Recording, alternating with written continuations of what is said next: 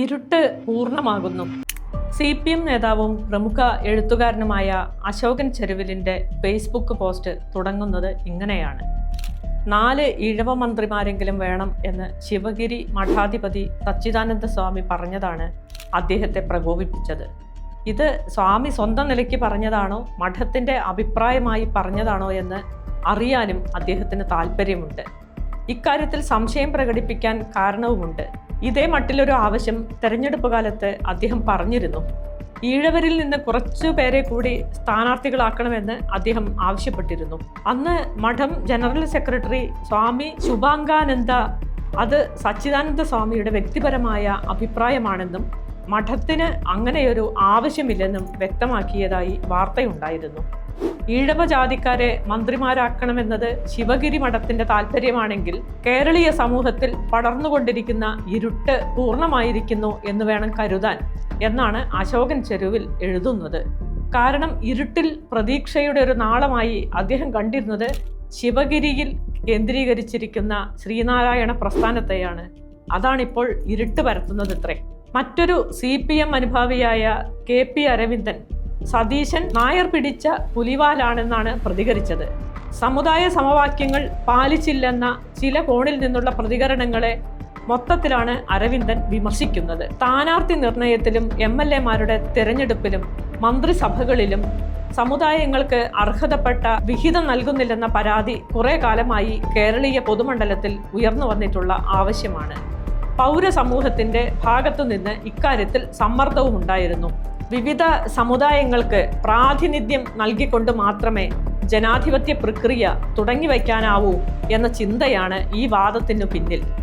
അതോടൊപ്പം തന്നെ 1/3 മന്ത്രിസ്ഥാനവും സ്പീക്കർ പദവിയും സ്ത്രീകൾക്ക് നൽകണമെന്ന് ആവശ്യപ്പെട്ടുകൊണ്ട് തുല്യ പ്രാതിനിധ്യ പ്രസ്ഥാനം കോൺഗ്രസ് നേതൃത്വത്തിനും UDF നേതൃത്വത്തിനും കത്തൊക്കെ നൽകിയിരുന്നുവെങ്കിലും 20 പേരിൽ 2 സ്ത്രീകൾക്ക് മാത്രമാണ് മന്ത്രിസ്ഥാനം നൽകിയിട്ടുള്ളത്.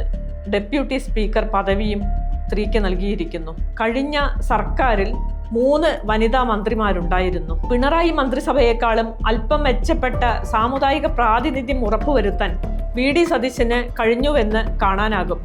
മുസ്ലിം സമുദായത്തിന് ഇന്നത്തെ സാഹചര്യത്തിൽ ജനസംഖ്യാനുപാതികമായ പ്രാതിനിധ്യം മന്ത്രിസഭയിൽ ഉണ്ട് എന്നത് എടുത്തു പറയാവുന്നതാണ്. ഒരു മുസ്ലിം സ്ത്രീ ഡെപ്യൂട്ടി സ്പീക്കറായി എന്നതും നല്ല കാര്യം തന്നെ. എന്നാൽ മന്ത്രിമാരുടെ പട്ടിക പരിശോധിച്ചാൽ ഇത്തവണയും നായന്മാർക്ക് അമിത പ്രാതിനിധ്യമുണ്ടെന്ന് കാണാം. ജനസംഖ്യാനുപാതികമായി 2 മന്ത്രിമാർക്ക് മാത്രം അർഹതയുള്ള നായന്മാർ ഇത്തവണ മുഖ്യമന്ത്രി അടക്കം 5 മന്ത്രിമാരാണ് ഉള്ളത്. സ്പീക്കറും നായരാണ്. എന്നാൽ പിണറായി മന്ത്രിസഭയിൽ 9 മന്ത്രിമാർ നായന്മാരായിരുന്നു എന്നത് മറന്നുകൂടാ. ഈഴവരിൽ നിന്ന് 6 മന്ത്രിമാർ വേണ്ടിടത്ത് 3 പേരെ മന്ത്രിസഭയിൽ എത്തിയിട്ടുള്ളൂ. സവർണ ക്രൈസ്തവർക്കും ആവശ്യത്തിൽ കൂടുതൽ മന്ത്രിമാരുണ്ട്. 2 പേർ മാത്രം അർഹതയുള്ളിടത്ത് 5 മന്ത്രി പദവികൾ നൽകിയിരിക്കുന്നു. പട്ടികജാതിയിൽ നിന്ന് 2 പേരെ മന്ത്രിയാക്കിയിരിക്കുന്നു എന്നത് ആശ്വാസകരമാണ്. എങ്കിലും പട്ടിക വർഗത്തിൽ നിന്ന് ഒരാളെ പോലും ഉൾക്കൊള്ളാനായിട്ടില്ല എന്നത് കുറവ് തന്നെയാണ്. പിന്നാക്ക ജില്ലയായ കാസർഗോഡിനും അതുപോലെ കോഴിക്കോടിനും മന്ത്രിസഭയിൽ പ്രാതിനിധ്യമില്ല എന്നതും കുറവ് തന്നെയാണ്.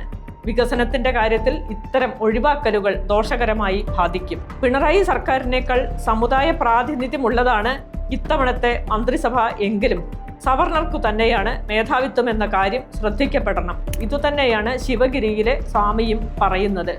കഴിഞ്ഞ മന്ത്രിസഭ നായർ കരയോഗമാണെന്നും കരയോഗം മന്ത്രിസഭയെന്നുമൊക്കെ പരിഹസിക്കപ്പെട്ടത് നായർ വിരോധം കൊണ്ട് ആയിരുന്നില്ല. നായന്മാർ മന്ത്രിസഭയിലെ പ്രമുഖ സ്ഥാനങ്ങളൊക്കെ ഭരിച്ചിരുന്നത് കൊണ്ട് തന്നെയാണ്. ഇത്തവണയും സൂക്ഷ്മമായി പരിശോധിച്ചാൽ അതിൽ മാറ്റമില്ല. പ്രമുഖ സ്ഥാനങ്ങളിൽ നായന്മാർ തന്നെയാണ് കയറിയിരിക്കുന്നത്. ഇതൊക്കെ ചൂണ്ടിക്കാണിക്കുന്ന സാമുദായിക പ്രാതിനിധ്യത്തിന്റെ രാഷ്ട്രീയത്തെ തന്നെയാണ് അശോകൻ ചെരുവിൽ പരിഹസിക്കുന്നതും ഇരുട്ടിൽ നിർത്തുന്നതും.